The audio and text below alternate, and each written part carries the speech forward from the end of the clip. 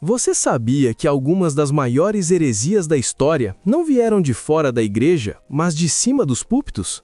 É isso mesmo que você ouviu. Neste exato momento, milhões de pessoas estão sendo enganadas por mensagens que parecem bíblicas, mas que contradizem a palavra de Deus. Hoje, vou expor 8 mentiras que têm sido pregadas nas igrejas ao redor do mundo, mas que a Bíblia condena severamente. Prepare-se, porque algumas dessas mentiras podem estar sendo pregadas na sua própria igreja. Fique até o final, porque a última mentira é a mais perigosa de todas. A primeira mentira é que Deus existe para atender às necessidades do homem. Essa é talvez a maior e mais popular distorção do Evangelho nos nossos dias. Muitos líderes transformaram Deus em uma espécie de gênio da lâmpada, que está sempre pronto a realizar os desejos humanos. Esses homens têm a ousadia de dizer que Deus está à nossa disposição, como um servo celestial. Basta pedir o que deseja e assim será. O problema é que a Bíblia não diz isso. Em Romanos 11:36 está escrito que todas as coisas são dele, por ele e para ele. Ou seja, Deus não existe para nós é que existimos para ele. Em Isaías 43:7, Deus declara que nos criou para a sua glória, não para nossa conveniência. Jesus não veio à Terra para nos dar uma vida confortável e atender nossos desejos. Ele veio para nos reconciliar com o Pai. O propósito da nossa existência é glorificar a Deus, não usar Deus para glorificar a nós mesmos. Segunda mentira: não precisa ir à igreja para ser salvo. Tecnicamente, isso é verdade em parte. A salvação vem pela fé em Jesus Cristo, não pela frequência a um templo. O problema é que essa frase tem sido usada para justificar o abandono da comunhão com o corpo de Cristo. Essa ideia vai contra o que as Escrituras ensinam. Hebreus 10:25 ordena: não deixemos de congregar-nos, como é costume de alguns. Esse texto deixa claro que ir à igreja não é opcional para quem foi salvo, é essencial. Em Efésios 4, Paulo explica que Deus estabeleceu a igreja com pastores, mestres e evangelistas para o aperfeiçoamento dos santos. Portanto, quem diz que não precisa de igreja está dizendo que sabe mais que Deus. Como você pode dizer que ama a cabeça, mas despreza o corpo? Isso simplesmente não faz sentido. A salvação é individual, mas a vida cristã é comunitária. Quem rejeita a igreja local está rejeitando o modelo estabelecido por Deus para o crescimento espiritual. Terceira mentira: o inferno é apenas simbólico.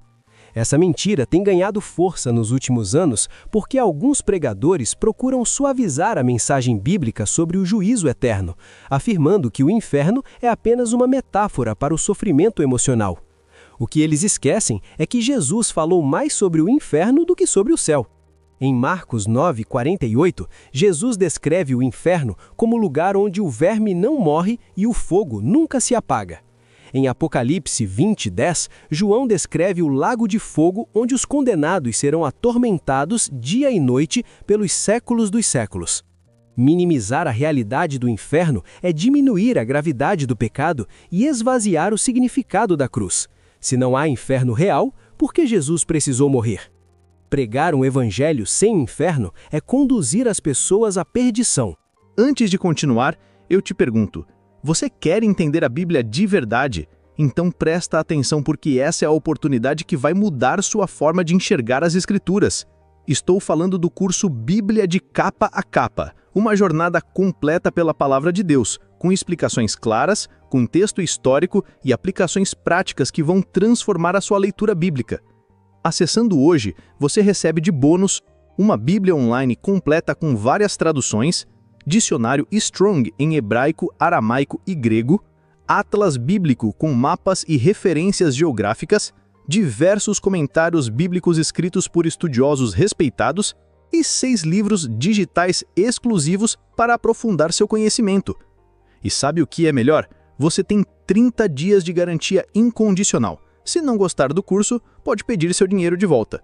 Clique agora e comece a sua jornada pela Bíblia de Capa a Capa. Link na descrição do vídeo.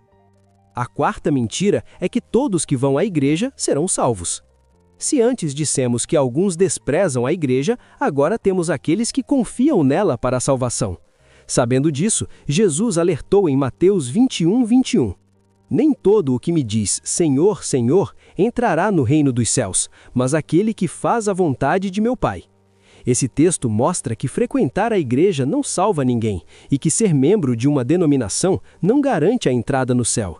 Infelizmente, muitos frequentam a igreja domingo após domingo, mas seus corações estão longe de Deus.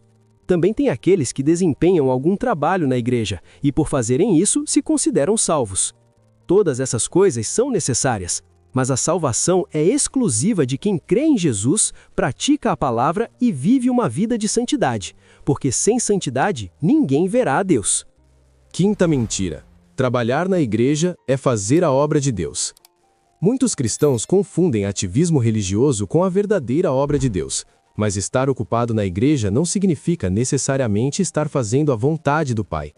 Em Mateus 7, 22 a 23, Jesus fala de pessoas que fizeram muitas obras em seu nome, mas que ouvirão: "Nunca vos conheci, apartai-vos de mim."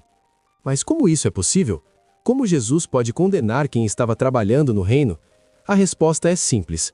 Muitos estavam fazendo obras para serem vistas e para alimentar o ego, não por amor a Deus. Assim é em nossos dias.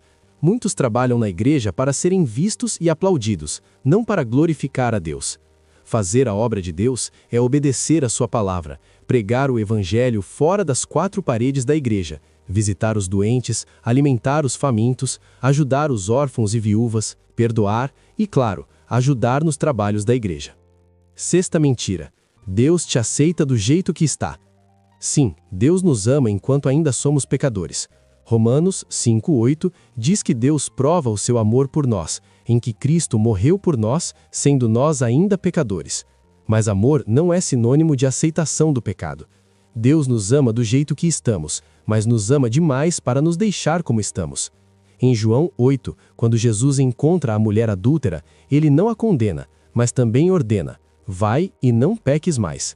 Em 2 Coríntios 5:17, diz que se alguém está em Cristo, nova criatura é. As coisas velhas já passaram, eis que tudo se fez novo. Então, a graça de Deus não é licença para continuar no pecado, é poder para vencê-lo e ter uma vida nova. Pregar aceitação sem arrependimento, amor sem santidade e graça sem transformação é pregar um evangelho falso, que tranquiliza consciências, mas que não leva à salvação. Deus nos chama como estamos, mas exige que deixemos o velho homem para trás.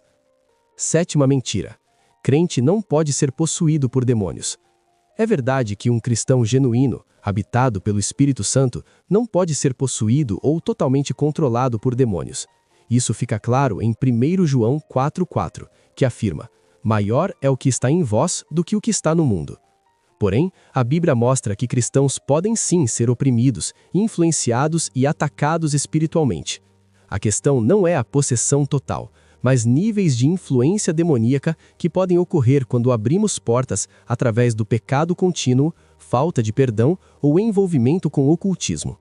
Infelizmente, muitas pessoas estão dentro da igreja, mas são controladas e influenciadas por demônios.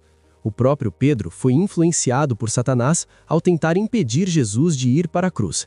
Naquela ocasião, Jesus teve discernimento e disse: "Para trás de mim, Satanás." E assim como Jesus, precisamos de discernimento para nos proteger contra os ataques do inimigo. Oitava mentira: toda religião leva a Deus. Essa é a heresia do pluralismo religioso disfarçada de tolerância. Mas Jesus foi categórico em João 14:6, quando disse: "Eu sou o caminho, a verdade e a vida. Ninguém vem ao Pai senão por mim." Nesse texto, Jesus deixa claro que só Ele conduz a Deus. Nenhuma religião, por mais piedosa que seja, pode nos aproximar e reconciliar com o Criador. Apenas Jesus tem esse poder. Atos 4:12 afirma que não há salvação em nenhum outro, pois debaixo do céu não há nenhum outro nome dado aos homens pelo qual devamos ser salvos. Agora, me diga, qual dessas mentiras você já ouviu? Deixe seu comentário aqui embaixo e vamos conversar sobre isso. E se este vídeo abriu seus olhos, inscreva-se no canal e ative o sininho para receber mais conteúdos que edificam a sua fé. Também compartilhe com quem precisa ouvir essa mensagem. Que Deus abençoe você.